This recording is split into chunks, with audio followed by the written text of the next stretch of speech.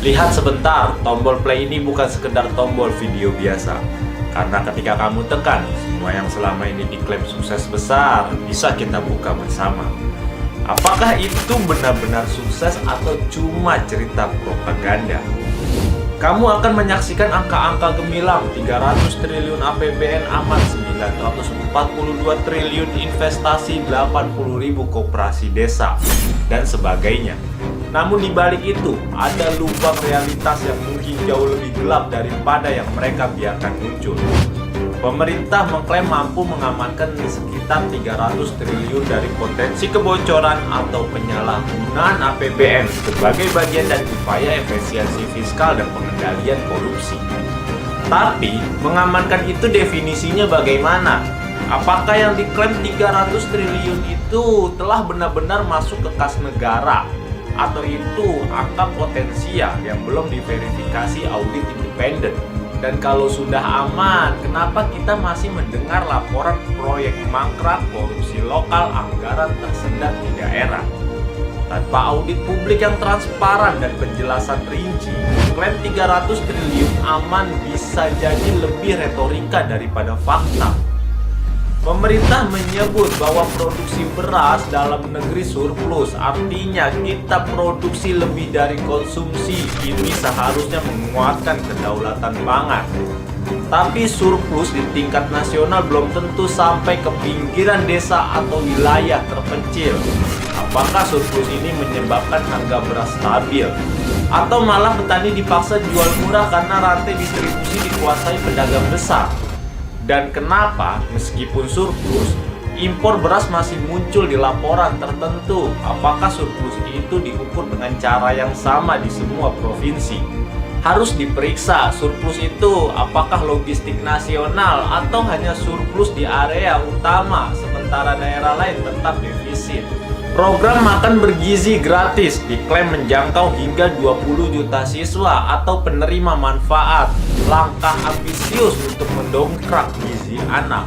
Ironinya, sejak diluncurkan, MBG juga mencatat banyak kasus keracunan massal. Di Kalimantan Selatan misalnya, 130 siswa keracunan dilaporkan usai makan MBG. Di banyak daerah lainnya ditemukan belatung dalam paket MBG, serpihan kaca, ikan hiu goreng yang kandungan merkurinya dipertanyakan. Laporan semacam ini muncul di media lokal dan analisis kritis.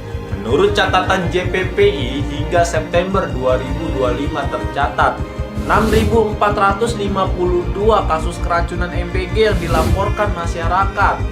Jadi, jangkau 20 juta bukan otomatis berarti aman, berkualitas, dan dapat dipercaya.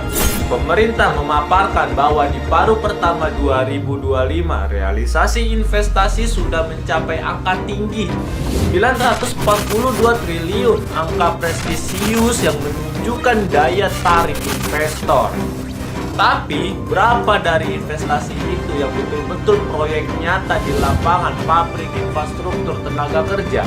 Jangan sampai hanya janji MOU, potongan dokumen izin tanpa realisasi di tanah. Selain itu, investor bisa datang hanya ke kota-kota besar, daerah terpencil, mungkin tidak merasakan apa-apa. Dan apakah investasi itu bersih, deduk ekspor modal atau bruto? Kita butuh laporkan jenis-jenis investasi, FDI, domestik, infrastruktur publik, dan seberapa besar efeknya terhadap penciptaan lapangan kerja. Tanpa transparansi jenis dan realisasi lapangan nyata, angka 942 triliun itu bisa menjadi angka headline kosong. Dalam narasi resmi disampaikan bahwa 100 sekolah rakyat sudah didirikan sebagai bentuk akses pendidikan yang lebih merata. Tapi berdiri bagaimana? Bangunannya benar-benar ada, guru ditempatkan, siswa aktif, atau hanya sekedar pengumuman resmi? Apakah sekolah tersebut memiliki fasilitas layak, air bersih, WC layak, listrik, buku? Dan apakah sekolah rakyat ini menjadi solusi untuk daerah tertinggal atau hanya di wilayah yang sudah relatif berkembang? Klaim jumlah saja tidak cukup. Harus ada data kualitas dan bagaimana sekolah-sekolah itu menyentuh siswa di wilayah yang paling membutuhkan. Upaya memperkuat profesionalitas pendidikan melalui peningkatan guru ASN dan memperkuat tunjangan guru non-ASN supaya kesejahteraan tenaga pendidik lebih adil. Namun kenyataannya kenaikan mungkin tidak merata. Guru di daerah terpencil seringkali masih jauh dari kenaikan ideal untuk guru non-ASN, honorer, dan guru sukarela. Jangan diperkuat, tapi faktor birokrasi, kualifikasi, penyaluran dana sering menjadi hambatan. Apakah semua guru non-ASN benar-benar terdata dan mendapatkan tunjangan? Ada laporan sebagian menerima terlambat, sebagian tidak. Jadi survei lapangan diperlukan. Apakah guru di pedalaman merasakan dampak nyata atau hanya guru di kota besar yang disorot? Ambisi besar bahwa 80.000 koperasi desa akan dibangun sebagai titik ekonomi desa yang mandiri, distribusi pangan lokal, serta penguatan ekonomi grassroots. Pemerintah bahkan mengalokasikan anggaran besar dalam RAPBN disiapkan untuk Kopdes Merah Putih. CNN melaporkan bahwa anggaran ongkos untuk koperasi desa Merah Putih dialokasikan 250 triliun dalam APBN untuk menyasar 100.000 koperasi desa. Namun, koperasi selama ini dikenal rentan pada tata kelola lemah, kapasitas manajemen terbatas, potensi kredit macet, dan penyalahgunaan dana lokal. Jangan sampai koperasi ini hanya jadi slogan koperasi siluman yang hanya berwajah koperasi tapi di belakangnya bukan melayani anggota pedesaan. Koperasi yang sehat memerlukan pengawasan, pembinaan, transparansi akut. Kalau tidak, dana besar bisa bocor lewat celah-celah lokal. Saya skeptis, dari 80.000 koperasi, berapa persen yang benar-benar aktif dan produktif? Apakah mereka sudah menyentuh rakyat kecil, bukan cuma menjadi koperasi kosong?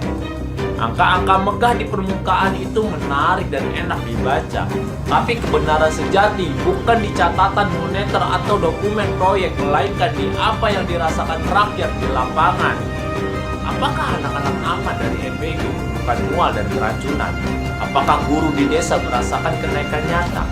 Apakah koperasi itu benar-benar hidup atau berhenti sebagai ilustrasi anggaran?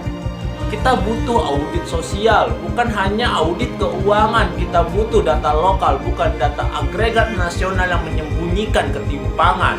Sukses sejati bukan soal berapa banyak yang diklaim, tapi berapa banyak yang dirasakan oleh guru di pelosok, petani di desa, dan anak-anak sekolah yang menunggu sepotong nasi bergizi yang aman. Satu hal yang harus selalu kita ingat, kritik bukan ancaman. Ini adalah tanda bahwa rakyat masih peduli. Biarkan kritik ini memantul di dinding kekuasaan, agar mereka yang berkuasa tahu kebenaran bukan soal citra, tapi tanggung jawab. Saat rakyat bersuara, itu bukan perlawanan, itu peringatan. Sudah waktunya pemerintah menjadikan pembenahan nyata sebagai prioritas, bukan pembenaran narasi.